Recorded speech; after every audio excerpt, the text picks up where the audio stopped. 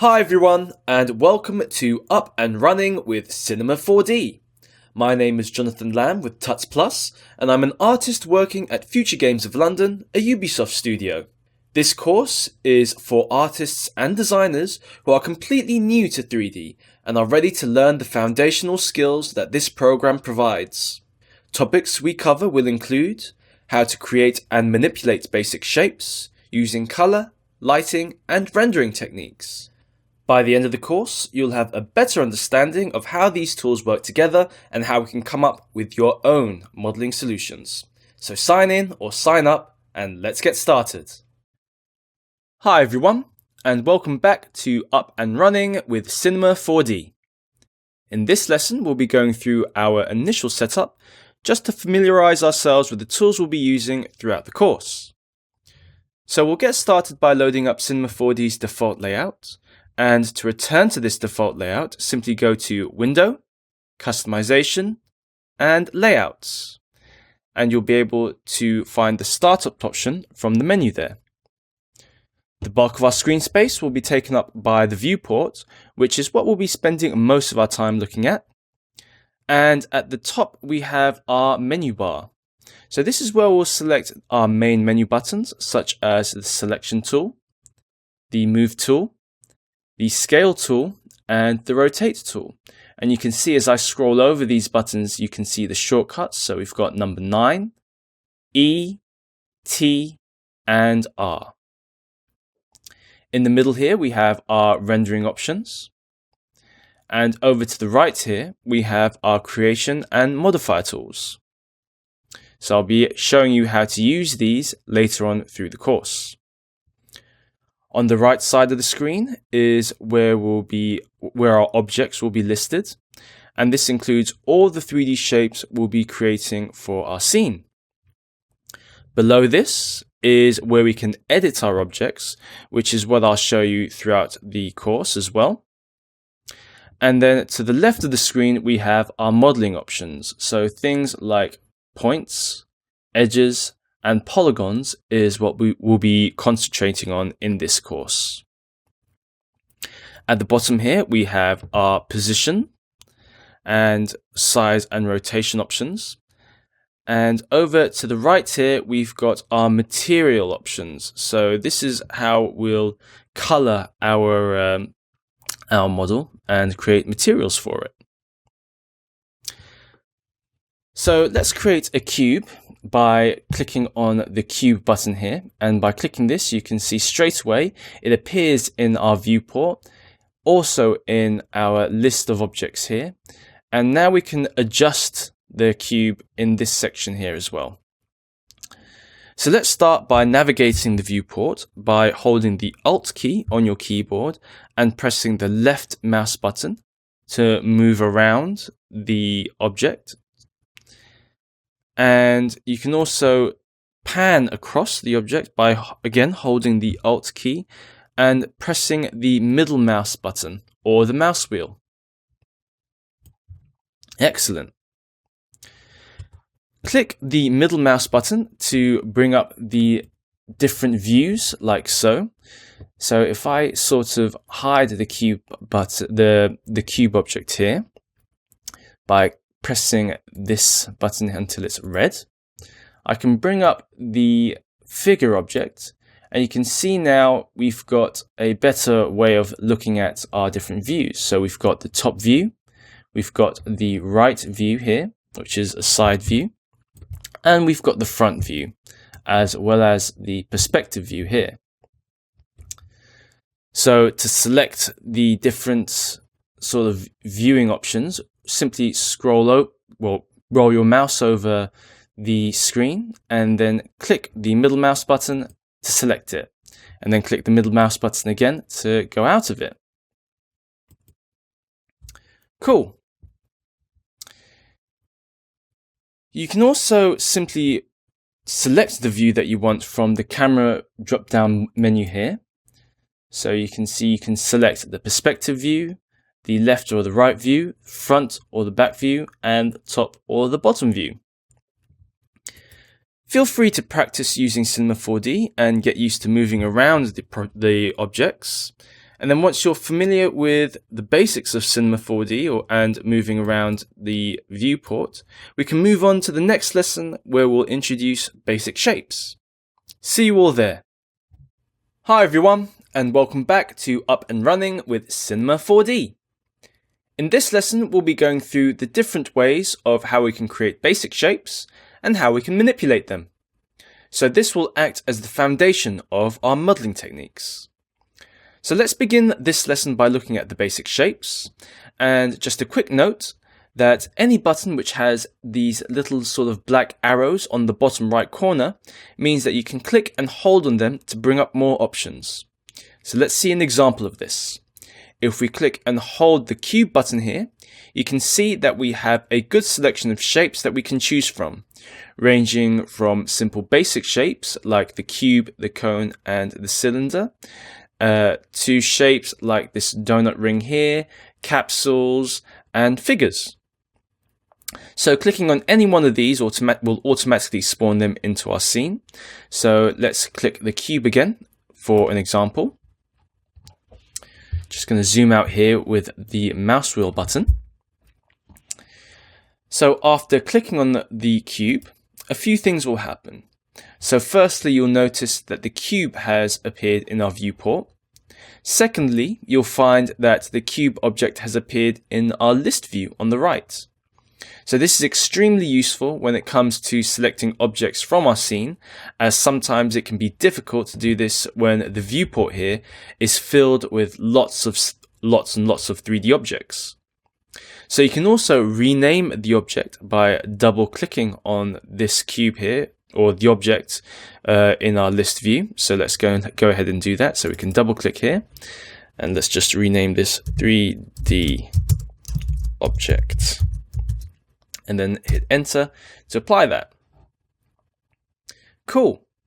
So another thing that can be quite handy are all these two little small dots that we have next to the name here.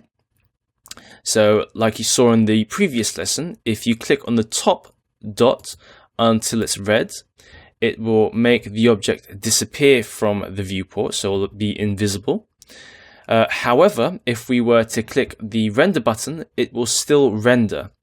So clicking on the bottom dot until it's red will mean that the object in the viewport will no longer render when we click on the render button. Cool, let's bring this back now.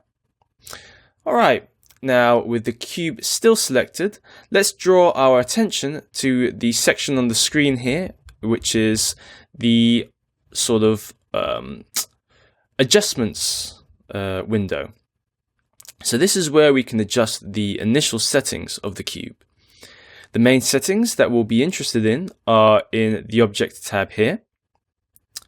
And here we can adjust the values of the sizes, so we can easily make our cube bigger or smaller, like so. So we can adjust the size going along the x-axis, we can adjust the size going along the y-axis, and we can also adjust the size going along the z-axis here. Cool.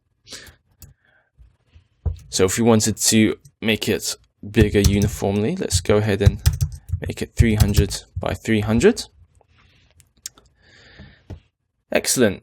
So we can also increase the segments, which is how many polygons you want the object to be made out of. So in order to see this, let's go ahead and go to display and shading lines.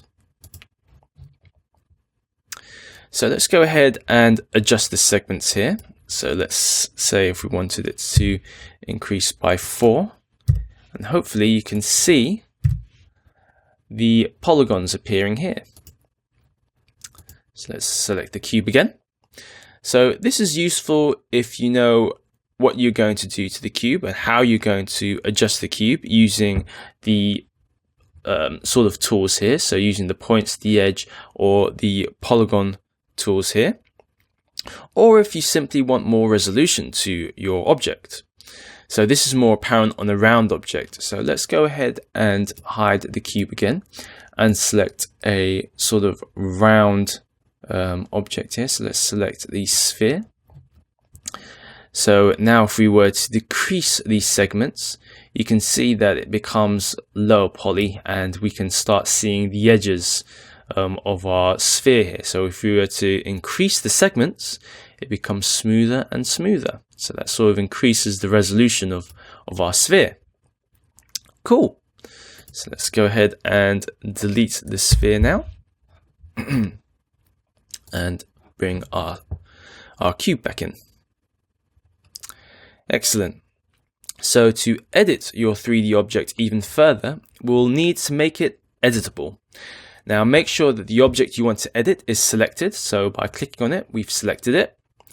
And you can also make it editable by clicking on the top left button here. You can see it says make editable, or by clicking the C button on your keyboard, which is the shortcut. Cool. So once you do this, however, some of the adjustment settings that we had access to will no longer be available, such as increasing or decreasing segments. So you can see here now at the bottom right, that's no longer an option.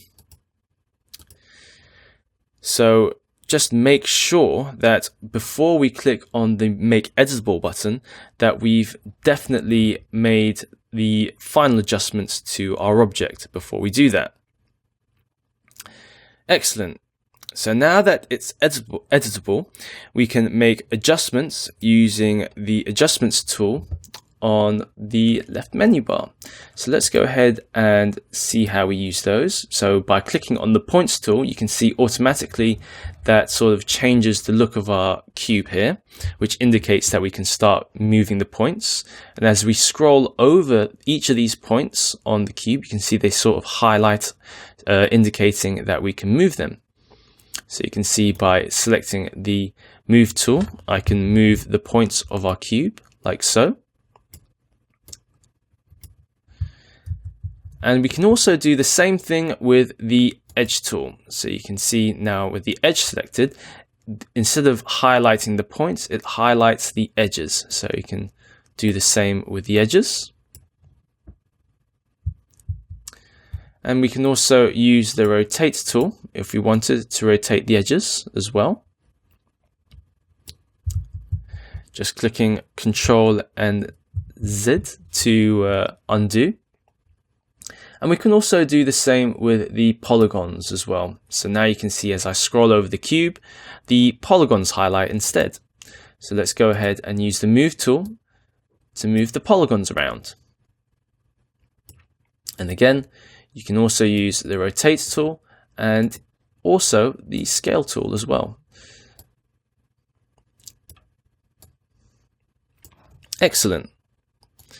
So you can use the Scale tool by itself as well. So if I just press Ctrl Z on the keyboard to bring the cube back to normal, if I just select this button here, so that means the whole model is selected.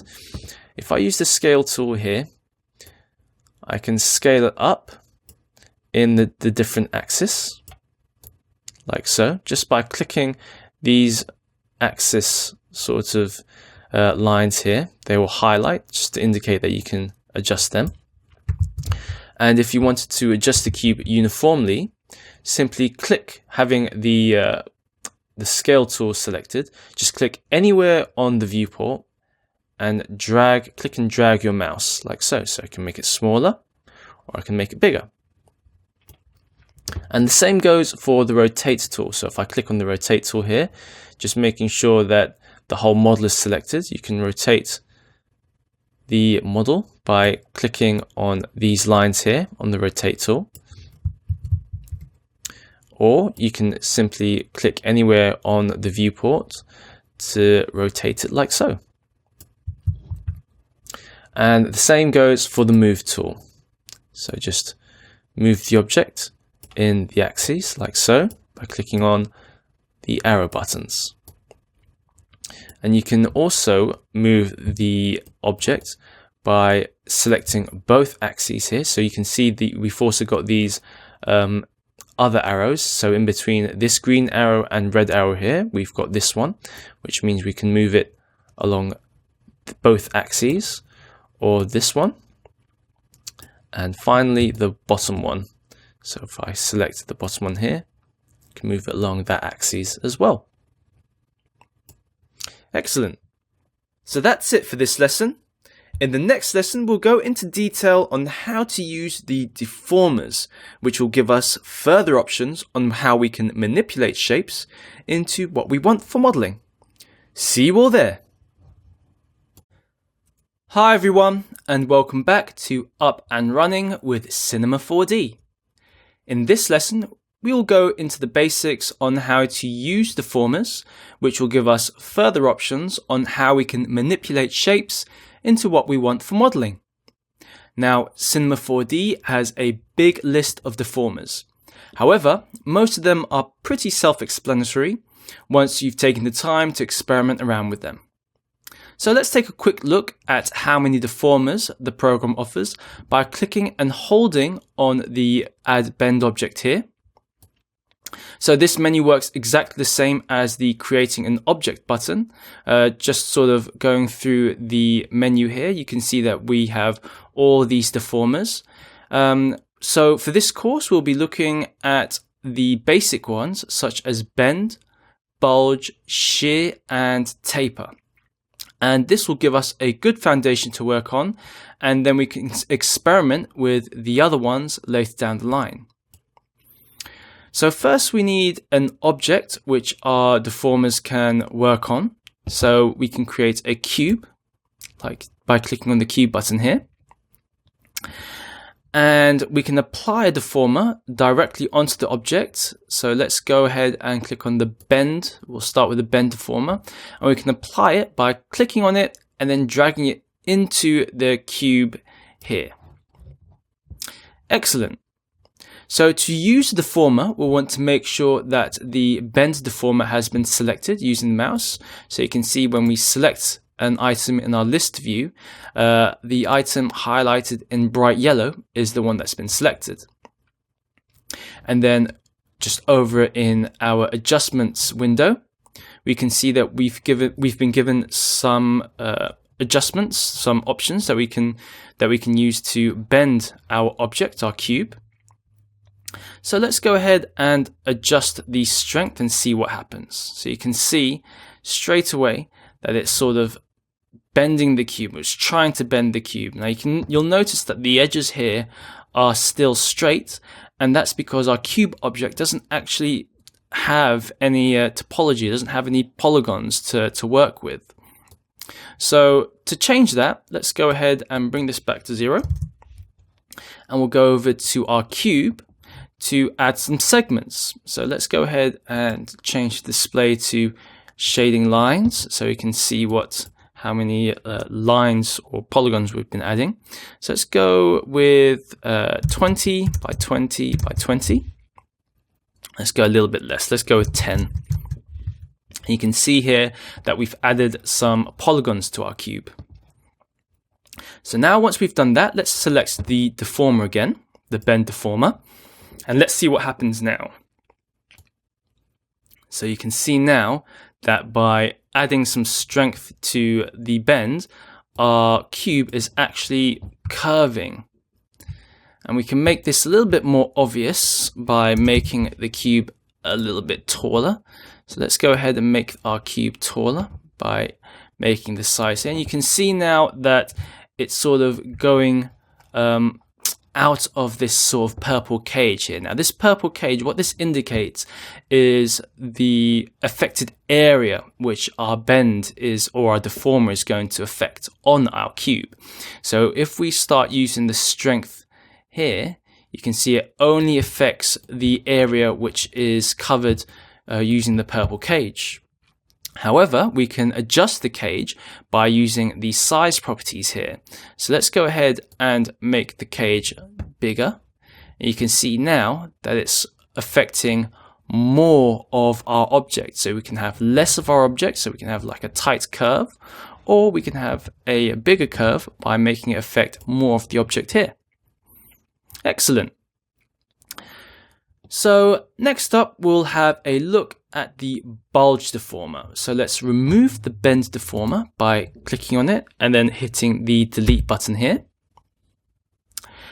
And select the bulge deformer by clicking and holding on the bend button here and then selecting bulge. And we can apply it in exactly the same way as we did before, just sort of clicking and dragging it into the cube. Cool. Now once we've done that, we can start adjusting the strength value, which is over here, exactly the same as what we did with the bend deformer. So you can see if we make it bigger, if we can make the strength percentage bigger, you can see that it bulges more, or you can bulge or less. We can take it to a negative value here and sort of make it tight like that. And we can also play about with the curvature too, so we can make it less curvy, so it's sort of like a sharp edge there, or more curvy here. So it starts off at 100%, and then the more curve that we have, you can see the cage sort of bends inwards like that. So that's something that you might want to play about with as well, but we'll keep it at 100 for now. Again, if we wanted to apply this section to all of our object here, all we have to do is make the cage larger so that it fills up all of our objects. So now when we increase the strength of our bulge, it increases the whole object as opposed to the small section that we had before. So that's something that you want to keep in mind when using the deformers. Excellent. Now remember, this works best on an object with more polygons. So let's go ahead and increase the polygons here. Now if we look at the curve here, it's still kind of jagged, but if we increased the polygon count, effectively giving it more to work with, you can see the curve becomes a lot smoother than it did before. So if we make the polygon count less, so let's say 5, you can see it becomes a little bit more jagged. And if we increase it even less, it becomes very obvious. Cool. So the next deformer that we'll be experimenting with is shear. So again, let's remove the bulge deformer by selecting it and then hitting delete on the keyboard. In fact, let's go ahead and add more segments to our shape again. And let's select the shear deformer from the menu and then apply it to our object. Cool.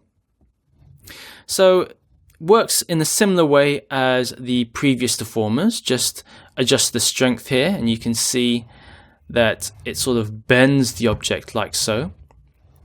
And we're given some more options here. So we've also got an angle here, so we can sort of angle it in a certain direction if we wanted to. So if we go around here, you can sort of see that we can angle the shear, and we can also change the curvature. So automatically it's at 100%, and if we make it 0%, we can have this sort of sharp sort of curve here instead of the curvy one that we had before.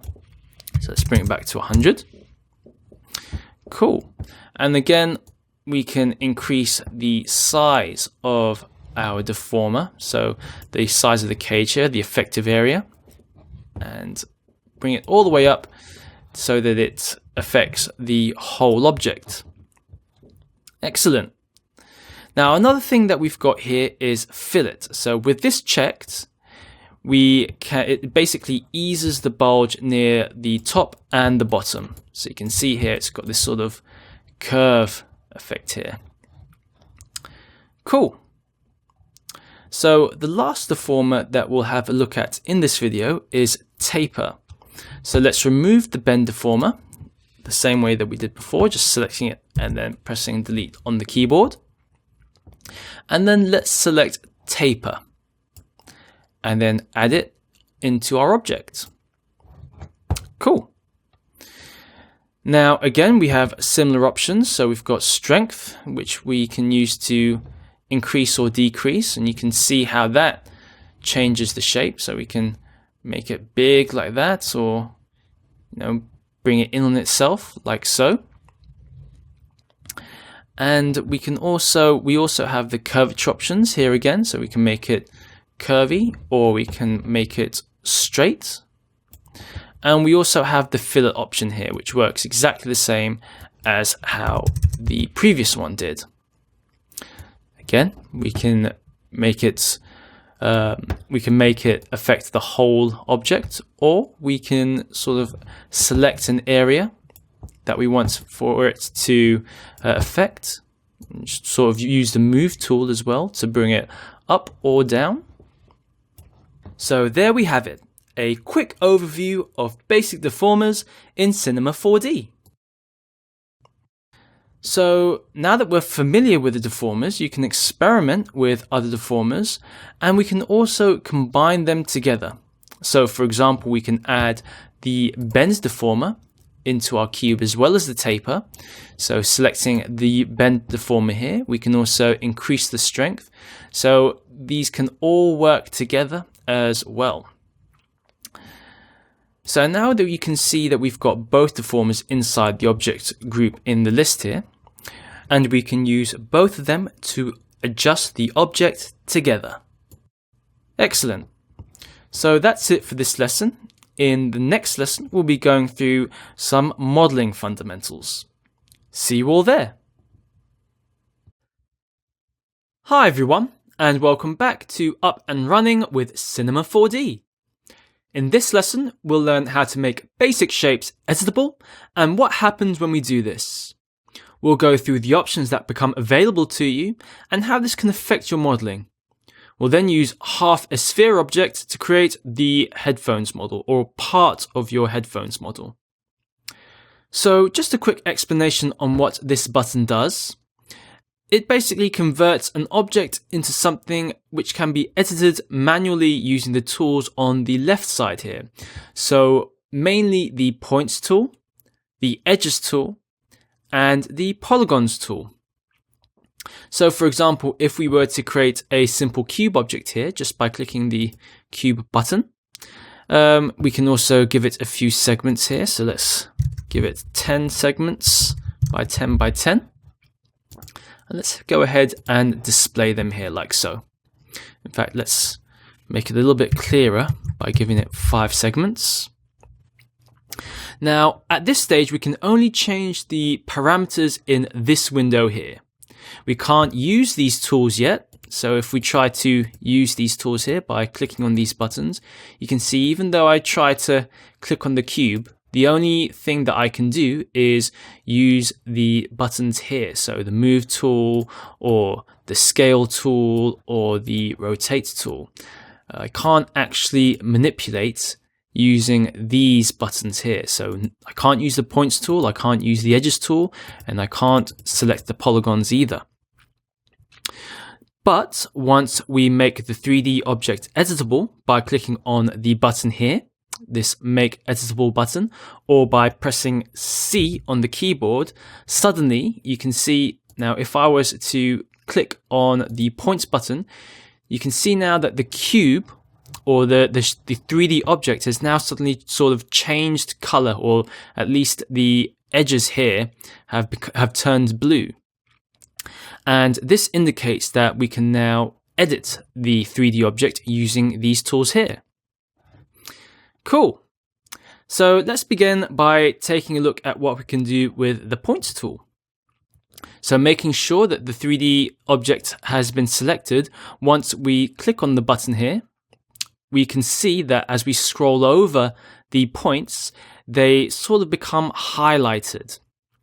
And and that sort of indicates that we can manipulate them. So with the move tool selected as well, we can go ahead and select a point and actually move it along the axes like so. So we can just sort of move it around and manipulate it however we choose. Cool. You can also select multiple points as well. So if we wanted to select 2 points, all you have to do is press and hold the Shift key on the keyboard and select as many points as you want, and then sort of move them with the move tool at the same time. Excellent. So moving a point is simple. And once we've done that, we'll now take a look at the Edge tool. Now, the Edge tool works in a similar way to the Points tool. So let's go ahead and click on the Edges button here. Now, with the Edge tool selected, in fact, let's go ahead and press Ctrl-Z a few times so we can get our cube back. Now, with the Edge tool selected, when we mouse over the edges, now instead of the points being highlighted white, you can see now that the edges are selected or are highlighted white as we mouse over them, which indicates that we can adjust them. Again, if we just sort of select an edge with the Move tool selected, we can move it in any direction that we choose. And the same thing again, if we wanted to select multiple edges, we can do so by pressing and holding on the Shift key button on your keyboard and selecting multiple edges like so. Cool. So finally, we'll have a look at the Polygon tool. So let's go ahead and press Ctrl-Z to undo those. And let's select the Polygon tool. Now you'll see now, as we hover over the polygons, you'll see that the whole polygon is now highlighted white, which, as you guessed it, it indicates that we can manipulate them. So let's go ahead and select a polygon, and you'll see once it's selected, it's actually highlighted yellow. And we can go ahead and move it along the axes like so.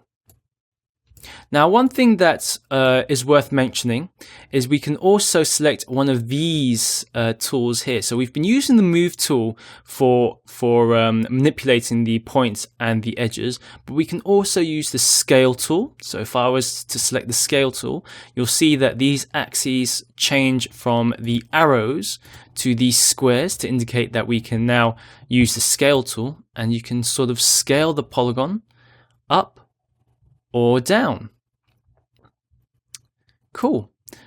And you can also use the Rotate tool as well, so we can rotate the polygon if we wanted to as well. Excellent. And again, if we wanted to select multiple polygons, press and hold Shift on the keyboard, and you can highlight multiple polygons. And let's use the Move tool to move them, or the Scale tool to scale them, or the Rotate tool to rotate them. Excellent. Now, for the last part of this video, I'm going to finish up by showing you how we can start to create and model a pair of headphones, and also how we can practice using these tools that we've just learned. So let's go ahead and delete the cube here.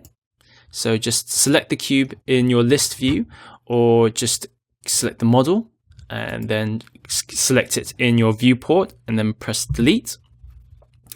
And we'll go ahead and spawn a sphere. So press and hold on the Q button and select a sphere.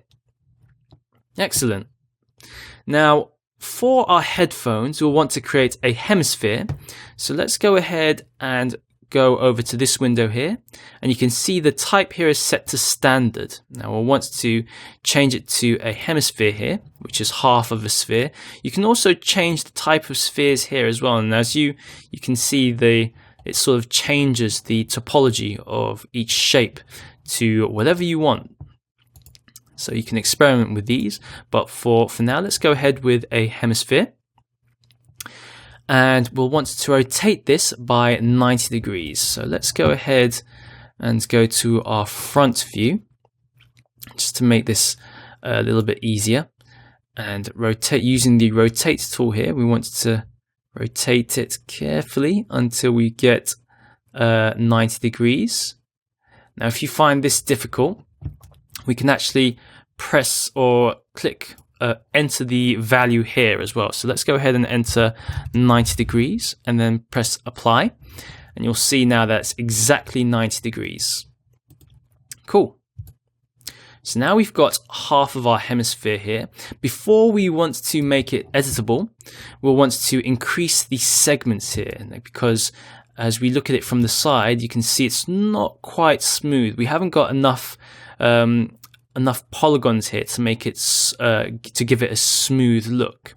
So let's go ahead and increase the segment. So at the moment it's at 24. So if we were to increase it to 50, hopefully that'll make it a little bit smoother. And you can see here that it has. Cool. So now that we've done that, the next thing that we want to do is we want to make sure that we're actually happy with the way that it looks before we click on the Make Editable button. Because once we click on this button here, we won't be able to change the segments anymore, or indeed change the type of sphere it is. So I'm happy with this, so I'm going to go ahead and click on this button. And you can see here that the window has now changed. So I can't change the segments anymore. However, I can use these buttons here now. So that's cool. Next thing that I want to do with this model here is I want to sort of start closing up this gap here.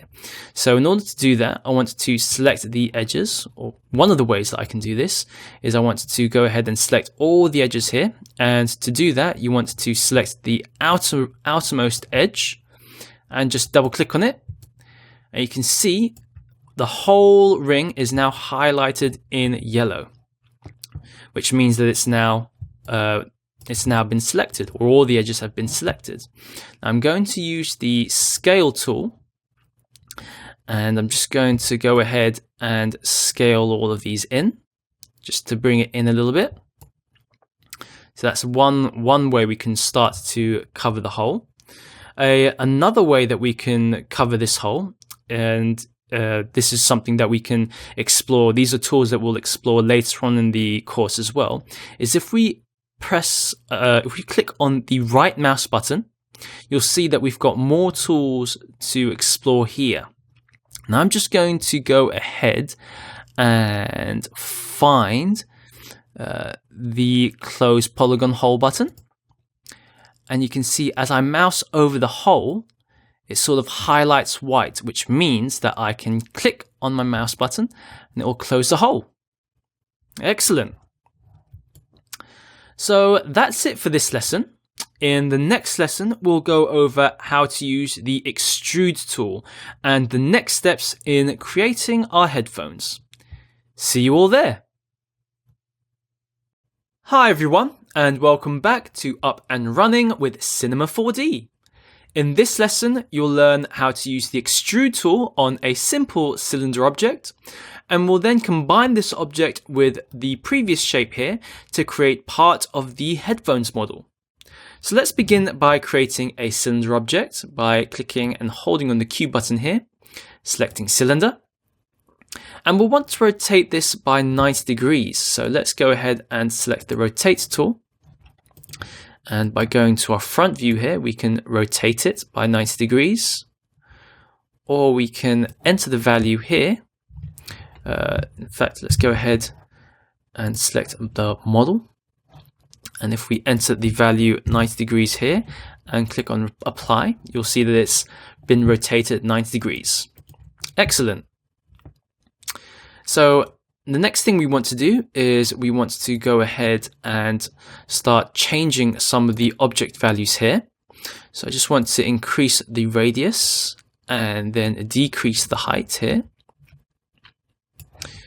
I'm just going to bring this out a little bit and see how it penetrates, how it connects to our sphere here.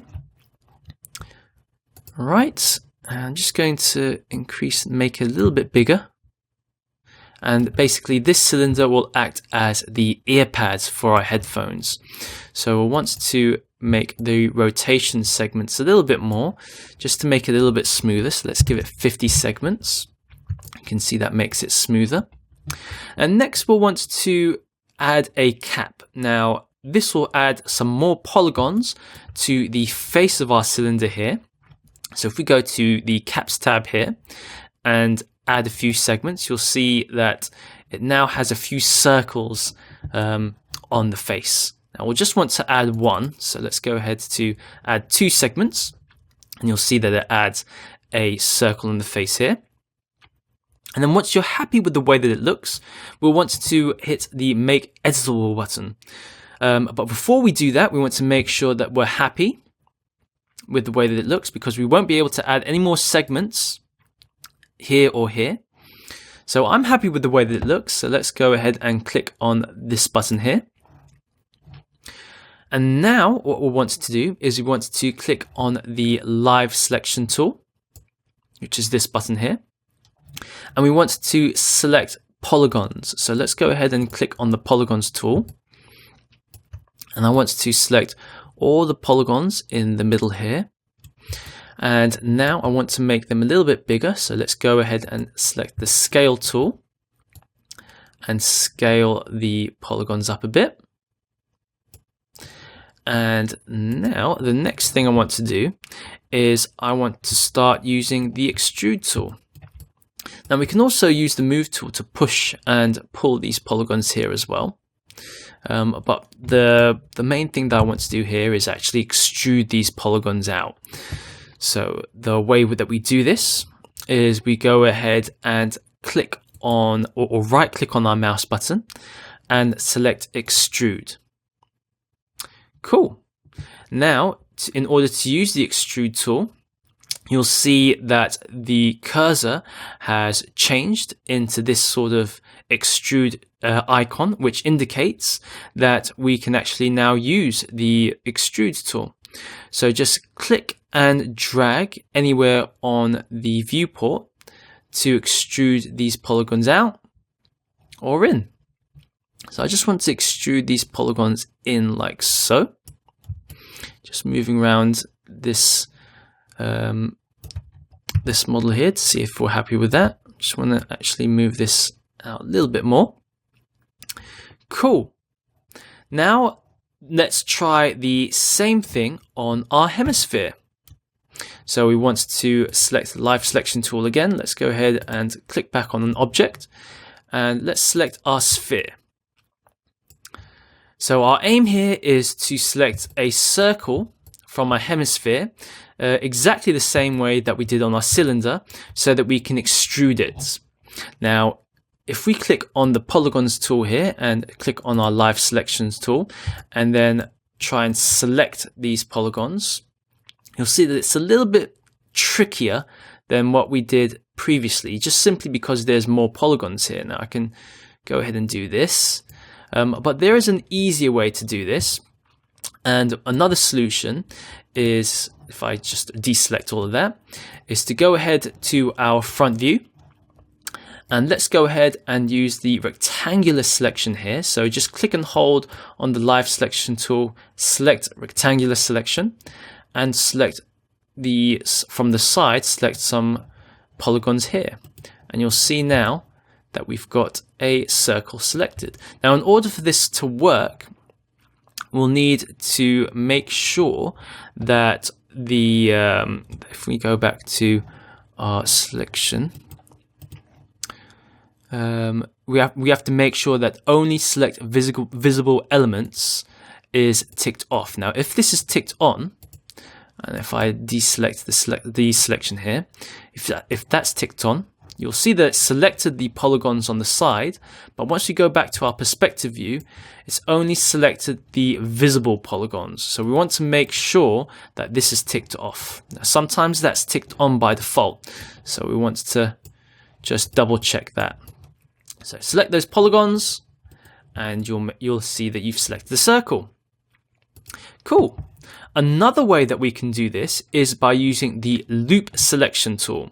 So I'm just going to deselect those polygons. Now, one thing that we can, the way that we can select the loop selection tool is by clicking on the right mouse button and just finding the loop selection tool here. Or in fact, it's not there. Let's go to the select menu. And you'll see that it's loop selection here. So if we select that tool and scrolling over our hemisphere, you can see that it highlights the loops. So we want to select this loop. So if we zoom in using the mouse wheel, you can do this by pressing and holding on the Shift key on the keyboard and sort of selecting the loops like so. Cool. Now that all we need to do from here is right click, select extrude, and then extrude these polygons as we did before. And I just want to scale this shape down, like so. And let's go ahead and move this a little bit, like so. Excellent.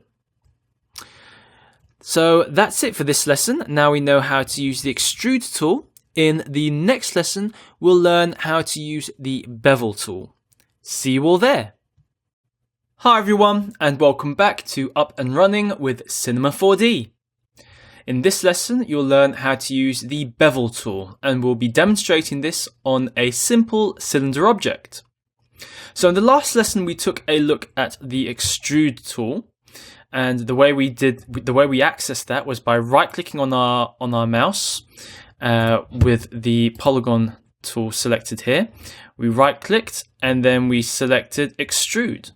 And we extruded out this section of the headphones here, and we extruded inwards this section of our headphones here as well. Cool. So now that we're familiar with the extrude tool, let's take a quick look at some of the other tools we have available in this menu. Right, so let's go ahead and hide these objects for now. So I'm going to click on this button here until it's red to hide these buttons, and let's spawn a new cylinder object. Cool. Now I'm just going to want to rotate this by 90 degrees.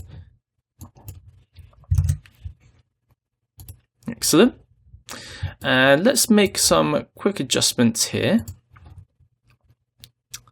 Just gonna give it a few segments, and let's give it a few more segments here and a couple of caps. And then once we're happy with that, let's go ahead and make it editable. Excellent. Now let's use the live selection tool, and we're going to select the top of the cylinder. So let's go ahead and use the polygons, and let's go ahead and select all the polygons here in our cylinder, as this is the section that we'll want to manipulate. And now let's go ahead and right click on the mouse, and we looked at extrude. Now we're going to look at bevel. So let's go ahead and click on the bevel tool here, and you'll see that the mouse has changed to indicate that we've got the bevel tool selected. Cool. Now, by clicking and dragging the mouse onto the viewport, you'll see how this affects our model. So you can see that it affects the model this way and this way. So usually we want to bevel something. If we want to bevel the edge here, that's how we do it. It's quite interesting that we can do it this way as well. We can have like quite interesting forms here as well. So that's how we use the bevel tool. And now from there, we can also combine this and use the extrude tool. So we can also go ahead and use the extrude tool and extrude this outwards. And now you can start to see how we can use each of these tools to create the shapes that we want for our model. So that's just a quick example of how to use the bevel tool. Remember, just right click and then click on bevel, and then just simply drag the mouse like so. Now, unfortunately, I deselected some polygons here, so we've got something there that's gone wrong. So let's go ahead and select all the polygons that we want. Extrude this out again, and then use the bevel tool, and now you should see that it works correctly. Cool. So let's see how we can apply the bevel tool to our headphones model. So I'm just going to delete this object here and bring back our headphones. And you can see if we go ahead and select the cylinder. Now I'm just going to go ahead and highlight all of the polygons here. So the way that we can do this is by going to select, loop selection, and then select all the polygons there like so. And now I'm going to right click using the mouse button and click on bevel. And now we can use the bevel tool here to actually bevel out our headphones model, like so. Excellent. So that's it for this lesson. In the next lesson, we'll learn how to use the Boolean tool. See you all there. Hi everyone, and welcome back to Up and Running with Cinema 4D. In this lesson, you'll learn how to use the Boolean tool to create some cutouts on our headphones model. So let's begin by looking at where we're going to make the cutout on our model. And I'm thinking we're going to create some sort of cutout here on the headphones to represent some sort of shape or logo. So in order to do this, I'm just going to create a donut shape just to represent the logo here. And I'm going to rotate this by 90 degrees. And you can make an even more complicated shape than this using splines or something like that. But for now, we're just going to use the donut as an example.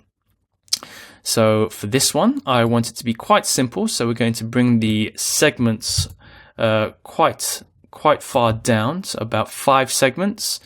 And we'll still want it to be quite smooth. So I want the ring segments to be a high number. So maybe about 50 or 60. Let's go with 60 for now. And now let's scale this down so that it fits the sort of area that we want the logo to be in. So just making it thinner.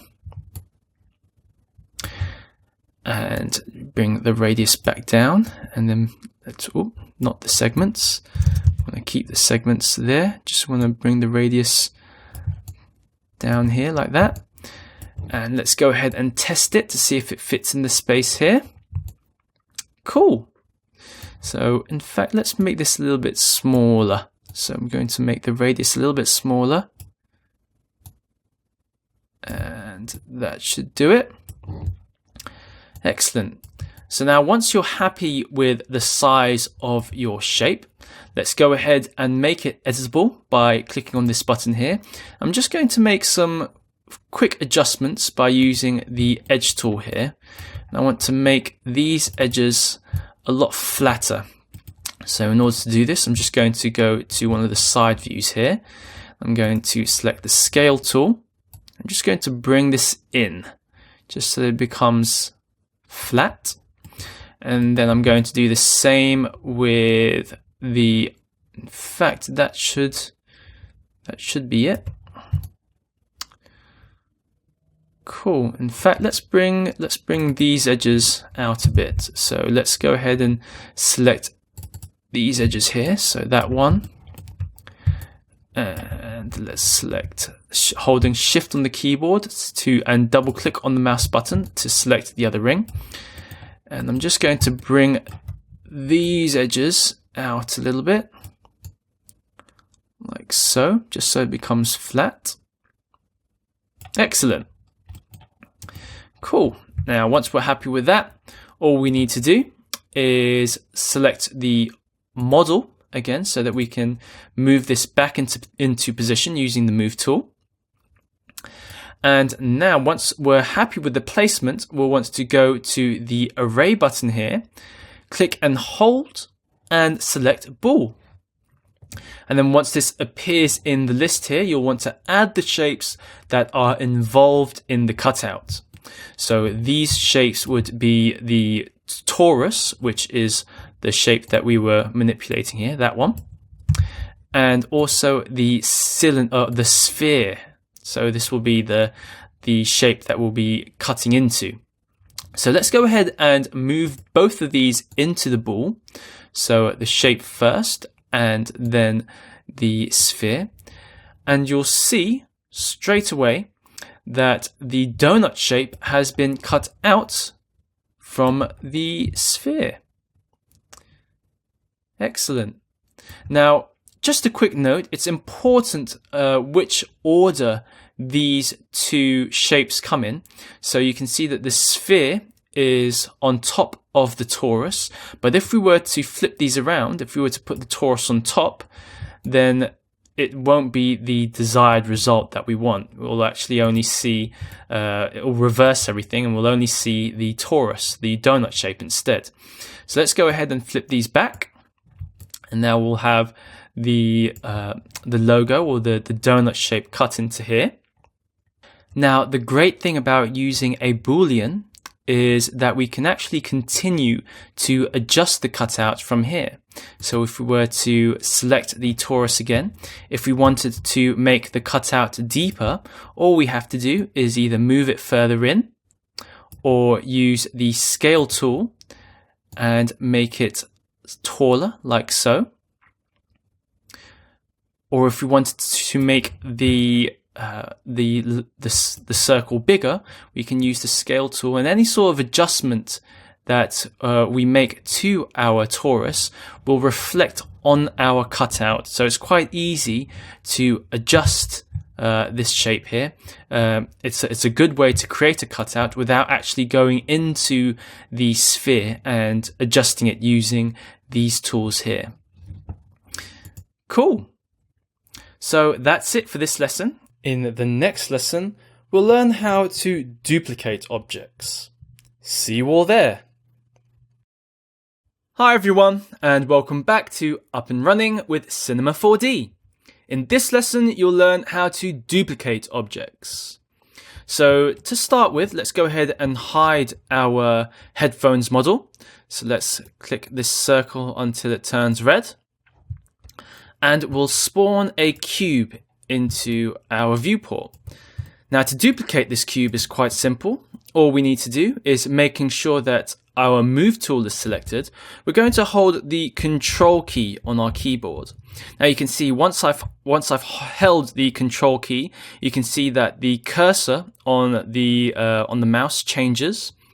And then once that happens, we can go ahead and drag the cube using the arrows, and you can see we've duplicated it. So we can do this on any of the axes, so any of the arrows, we can do that.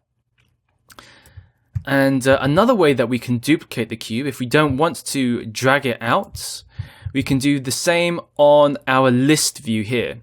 So if we hold the control key on the keyboard, click and drag, you'll see we've duplicated the cube on our list view, and the good thing about doing it this way is that it's in the exact same position as our previous cube. So they're both in the same position if you wanted them to be in the exact same position.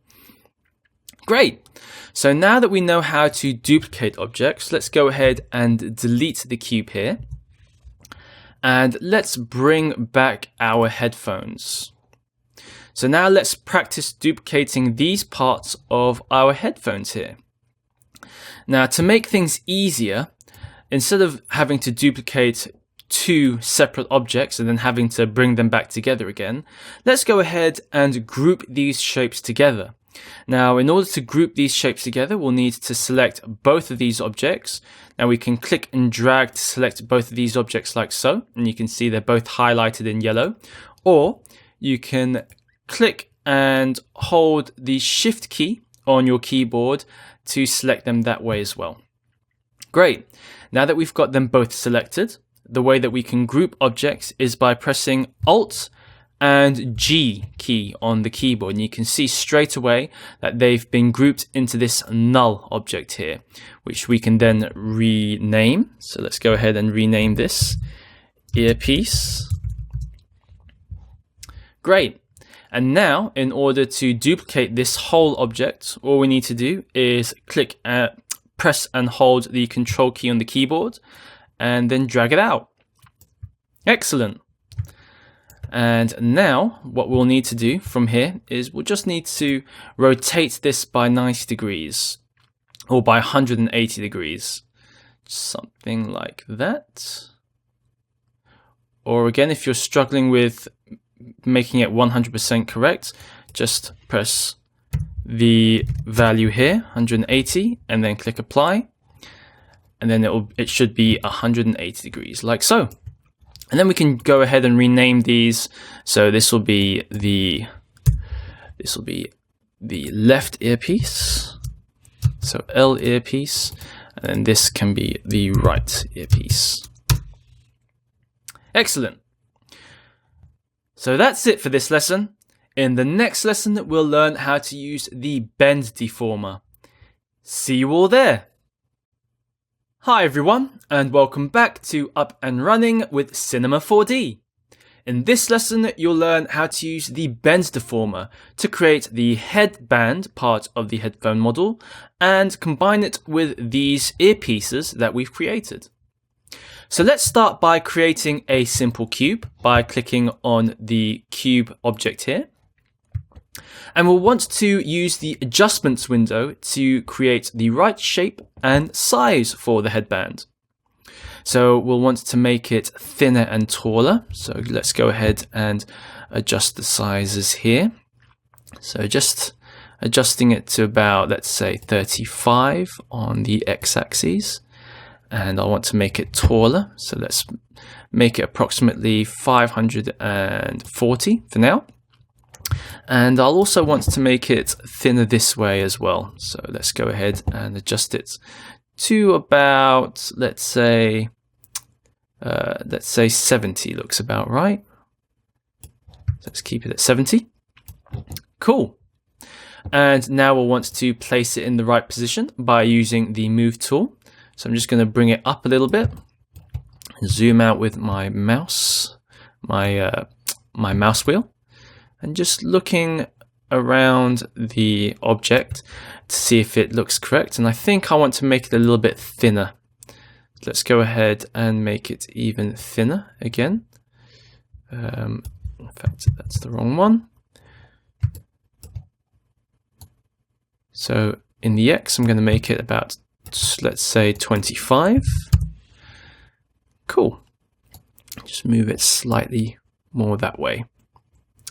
Excellent. And now let's go ahead and give it some segments to work with. Because remember, when we used the bend deformer previously, without segments, it doesn't bend correctly. So let's give it about 30 segments.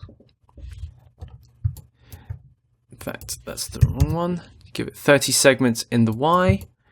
Or if you want to give it a little bit more to make it smoother, let's give it 50. Cool. Now, once we have the shape that we want, we can start bending it. So let's go ahead and click on the bend deformer here. And we want to add the bend deformer to the cube object that we've created. And then remember, we want to increase the cage so that it fills up the whole object that we've got here. So in order to do that, we can click Fit to Parent, and it automatically goes to fit the whole object here, instead of having to mess about with the sizes here. Cool. So let's bend this at about 180 degrees strength. Let's go ahead and bend it there like so. So 180 to make it symmetrical. And then let's bring the cube up. Excellent.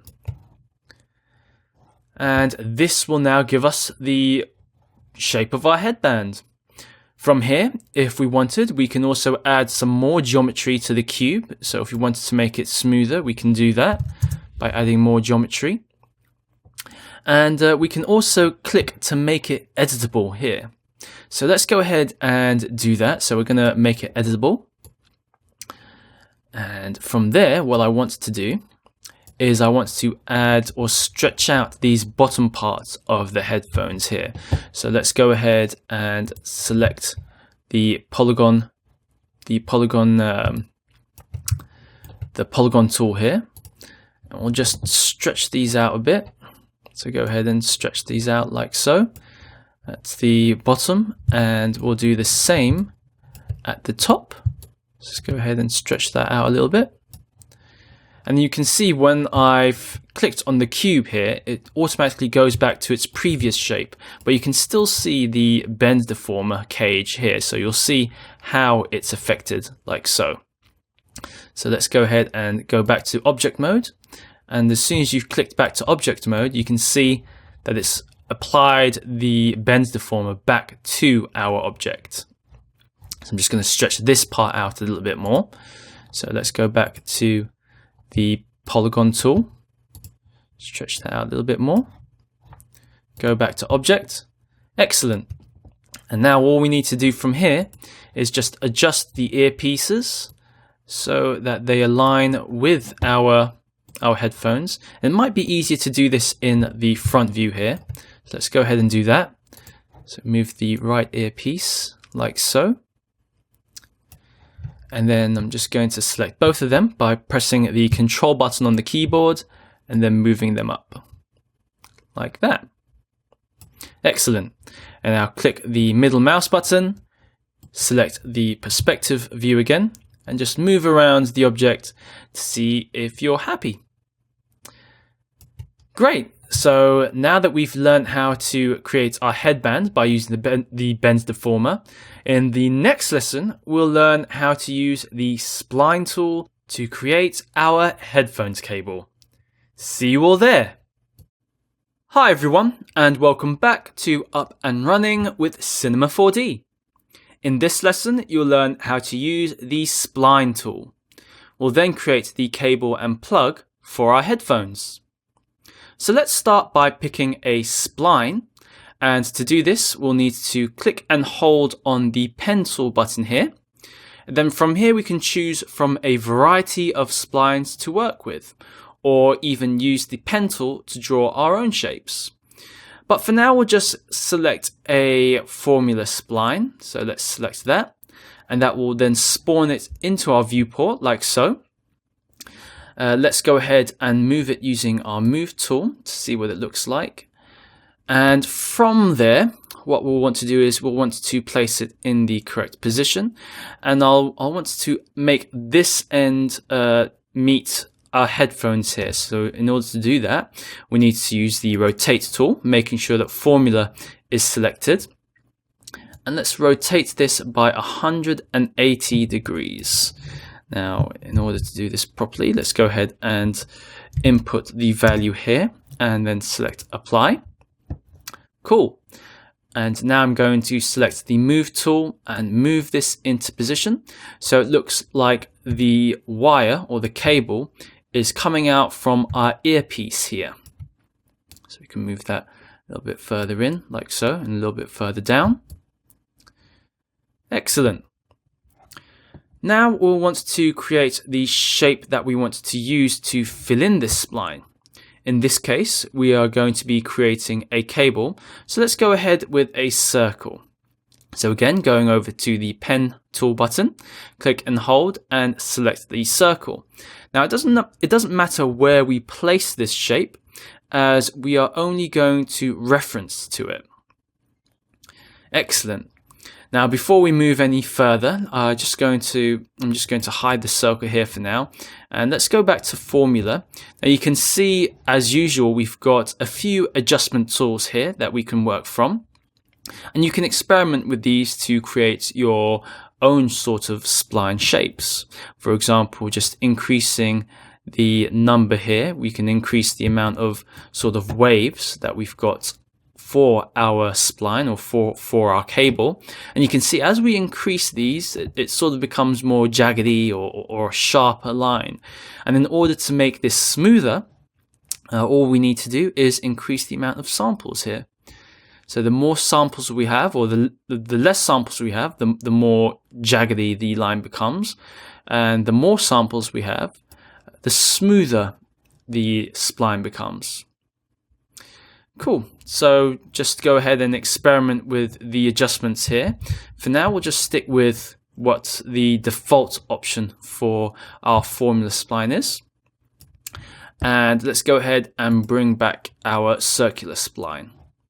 Excellent. So now that we have our splines ready, we'll need to create the actual cable itself. So we'll need to create some geometry. Now, in order to do this, we need to go to this button here, which is Subdivision Surface. Click and hold, and then let's select Sweep. Cool. Now we'll want to add our splines to Sweep. So let's go ahead and select both Circle, drag it in there, and Formula, drag it into the Sweep. And we'll want to make sure that the Circle spline is above the Formula. Otherwise, it'll look like this. So let's go ahead and change the order of things. And then we can adjust our splines to our liking to create the look of the cable. So we want the circle to be a little bit thinner. So let's make the radius smaller, like so. Now you can see here we've got a smaller radius for our spline. And then we'll want to make the spline smoother, so our cable smoother. So let's give it a few more samples to work with. Excellent. And then we can also move our whole thing up a bit so it looks like it's coming out from the earpiece. Excellent. Cool. All right, so that's looking good for now. Excellent. Now to create the actual plug itself, we're going to spawn a cylinder and use the tools we've learned from the previous lesson. So once you're happy with that, let's go ahead and create a cylinder. Click and hold on the Q button. Select a cylinder. Let's bring it into view like so. And then we're just going to make the radius smaller. Bring the height down a little bit. And then let's go ahead and move it close to our cable so that we can compare the way it looks. And then next we're going to bring a cap in. So let's have one cap so that if I zoom in here, you can see we've got a cap at the top and at the bottom now that we can work with. And once you're happy with the general shape of this cylinder, let's go ahead and make it editable. And then just as before, we're going to select the polygons tool and we're going to select the live selection. And we're just going to go ahead and extrude this bit here. So select that, go ahead and right click, extrude, and just zoom out a bit here so we know we can see what we're doing, and extrude the geometry out a little bit here like so.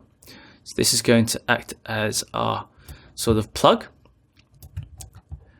Excellent. And then from here, what we can do now is we can select the points, go to selection again, and we're just going to select this middle point here and move it out like so. Cool. And that will be the point for our cable or the plug.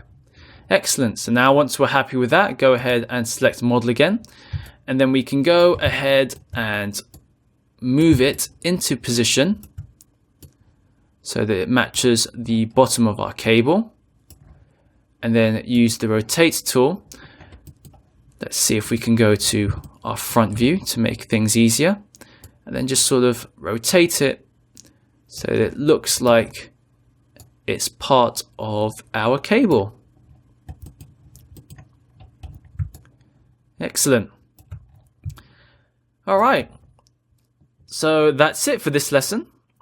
In the next lesson, we'll go over how to create some materials so that we can color in our headphones. See you all there. Hi everyone, and welcome back to Up and Running with Cinema 4D. In this lesson, you'll learn how to create basic materials and then how to use them and apply them to our headphones model.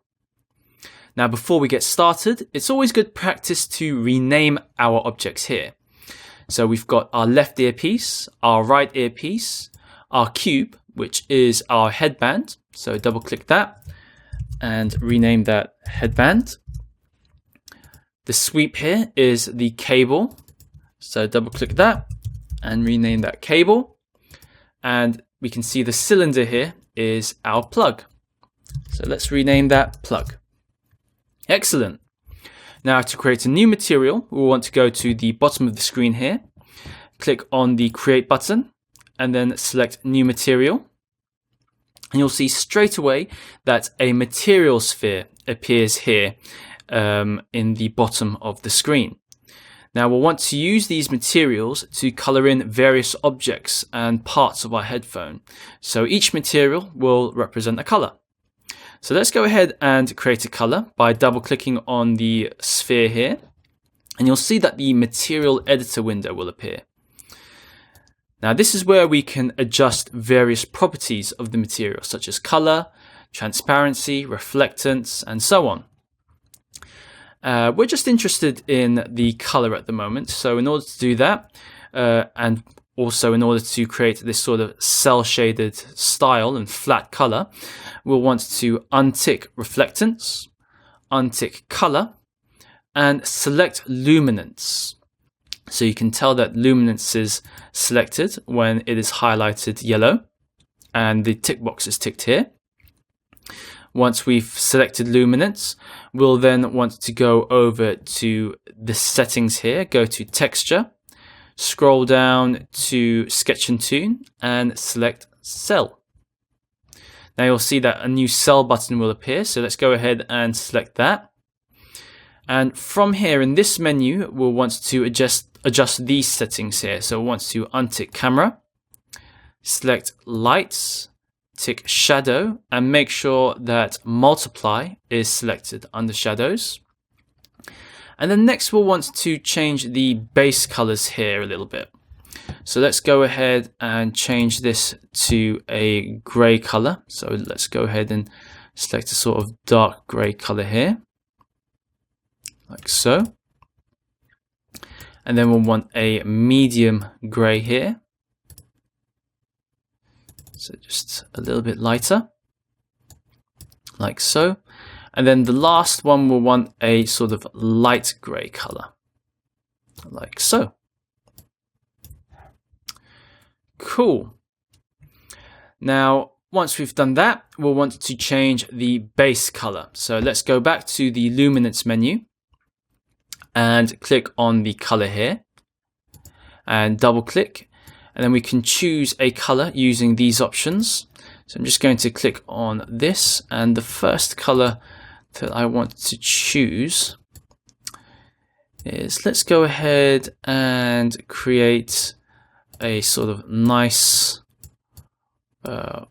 red orange color for our headphones here. So select, once you're happy with the color here, you can select that. Go back to luminance, scroll down, and then you want to change the mix mode here to multiply.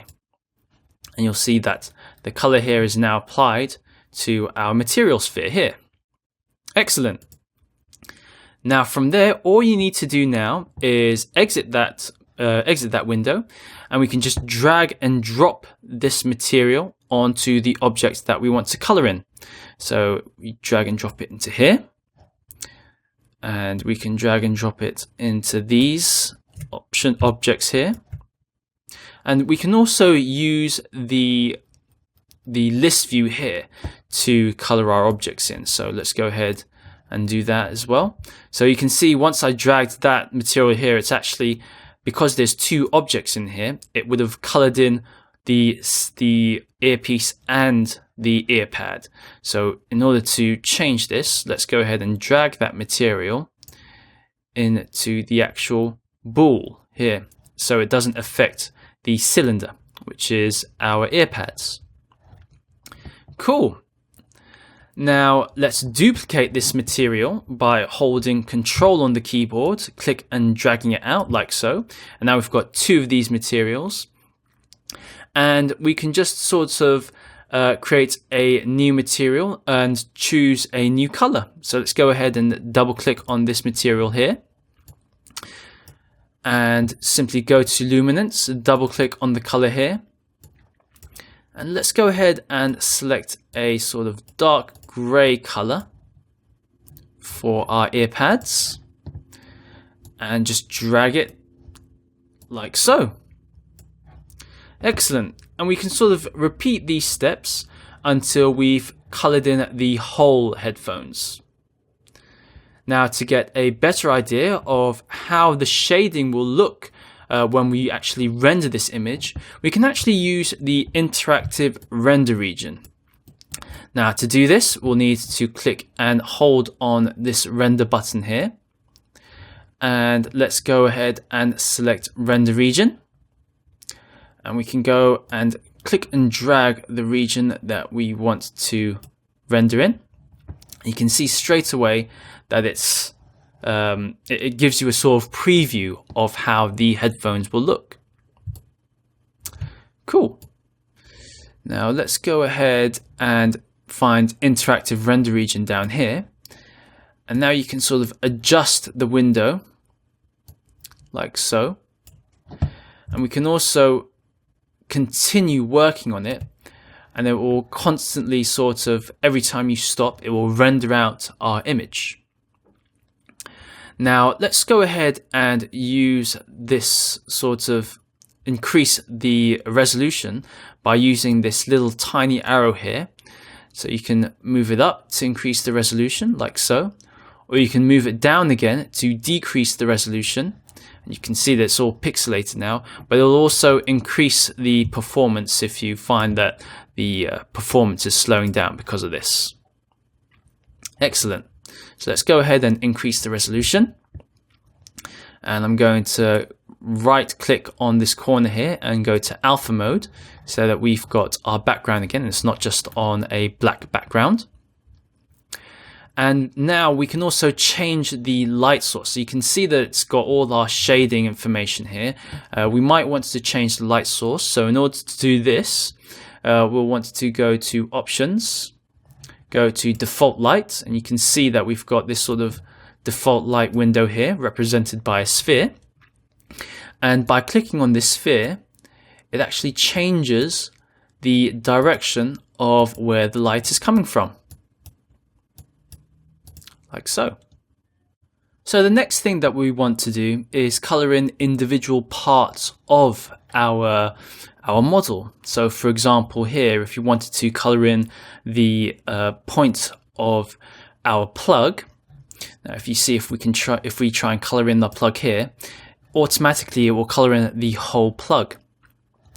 But in order to just color in the point here, or the connector, let's go ahead and remove interactive render region. We'll want to try and select this part of the plug here. So let's select the plug, make sure that polygons is selected and that we've got our live selection tool here. We'll want to go ahead and select the plug by going to select loop selection, holding shift on the keyboard and selecting both parts here so that it's highlighted yellow. And then use a new material to click and drag onto the highlighted part. And now you'll see once we've taken away the highlights, the highlighted part has been colored in with gray, and the base part of the model is the dark gray here. And we can also do the same with other parts of our model. So if we go to the cylinder, so if we wanted to color in inside here, let's go ahead and do the same thing. So go to polygons, make sure that the live selection tool is selected. We can select all of the polygons in here, click and drag a material onto our selection, and you'll see straight away it's colored in. So let's do the same with the other side. So select the cylinder, select all of the polygons that we want to color in, click and drag it into the selection, and it's been colored in. Great. So the next thing I want to do is I want to add a sort of cushion to our headband here. Now, if we try to select our headband, and if we wanted to try and add some geometry to it, it becomes quite difficult because straight away by going to our polygons tool, it sort of reverts back to its original shape. Now, in order to stop it from doing that, we'll have to select headband, go to Mesh, Conversion, and select Current State to Object. Now this will duplicate our headband, so let's go ahead and hide the original headband.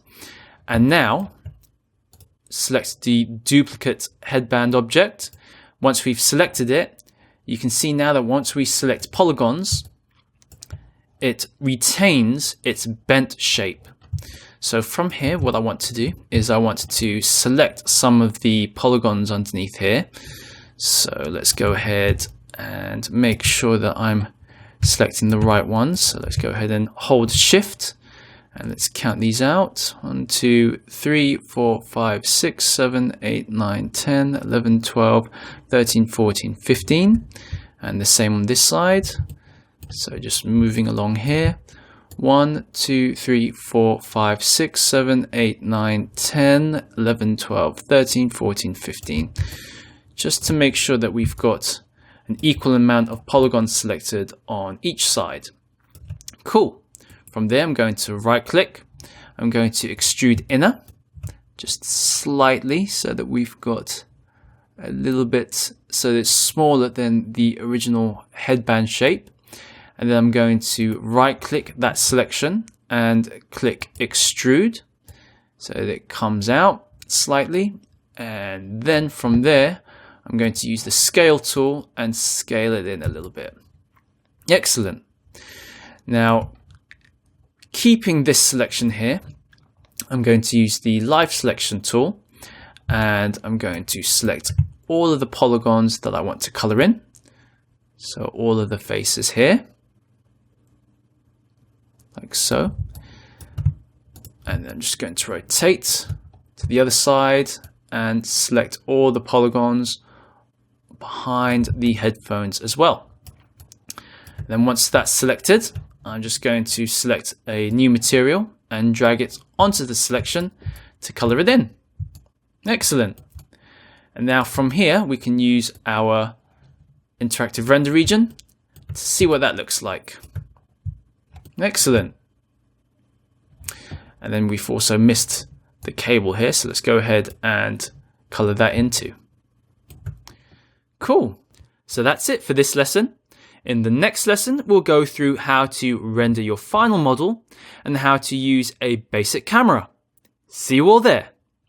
Hi everyone, and welcome back to Up and Running with Cinema 4D. In this lesson, you'll learn what render settings to use to create the desired look for your final image, and also some camera basics. So first of all, we'll navigate around the viewport to find an angle that we like for our model here. So something like this. And then once you've found an angle, click on the camera button here, and you'll see that the camera will appear in our list of objects. Cool. So once we've got our camera here, it will use the same view as what we're seeing in the viewport. And we can go into our camera by clicking on this square icon here. Once it's white, it means that we're inside the camera and we can freely move around using the Alt key on the keyboard and the mouse buttons, sort of change the way that our camera is, what we're looking through our camera. And then to go out of our camera, simply click on the square icon again, and then we can use the mouse button to zoom out, and then we can sort of move about and navigate freely around the viewport again. And you can also see that the camera is here as well. Cool. Now to move back into our camera view, just simply click on this square icon until it's white. So basically it means if it's white, it means you're inside the camera. And if it's grey, that means you're outside the camera. Excellent. So let's hop back into the camera again, making sure that we've got the correct angle. And then once you're happy, we'll move into the render settings. So let's go ahead and click on the render settings button here. So the first thing we need to do is familiarize ourselves with all these options. So let's go ahead and look at the save options we have.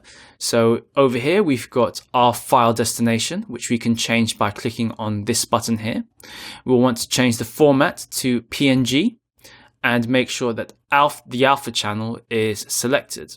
This is so that we can keep the background transparent or see-through. So if we take it into programs like Photoshop, it will retain the alpha channel. Cool. The next thing we want to do is look at the output. And in the output settings, we can choose the resolution here. So we can choose the width and the height in pixels. And from there, we can also go over to anti-aliasing, which is here. And this is to ensure that the final render is nice and sharp. So to do this, let's go ahead and go to Filter. And we want to make sure that we've selected Cubic Still Image. Cool. To create the final image, all we need to do now is close this window and then click on the Render to Picture Viewer button, which is at the top here. Excellent. So just click on that and you'll see that we have rendered out our image. You'll be able to find this image in the save destination that you selected in Render Settings. Excellent. So that's it for this lesson. In the next lesson, we'll go through the conclusion of the course. See you all there. So with that, we've come to the end of the Up and Running with Cinema 4D course. Now that you understand the basics of how to create and adjust shapes, you can experiment by creating different models of your own.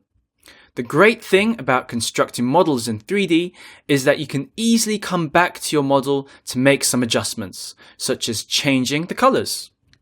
I hope you've learnt a lot in this demo and that you can apply these skills to your own workflows. I hope that you've learned some new things in 3D that you haven't been able to use before and that you can use them to create your own future illustrations and designs. I had a lot of fun creating this course, so thanks for watching. Good luck creating your own models in Cinema 4D, and I'll see you next time on Tuts Plus.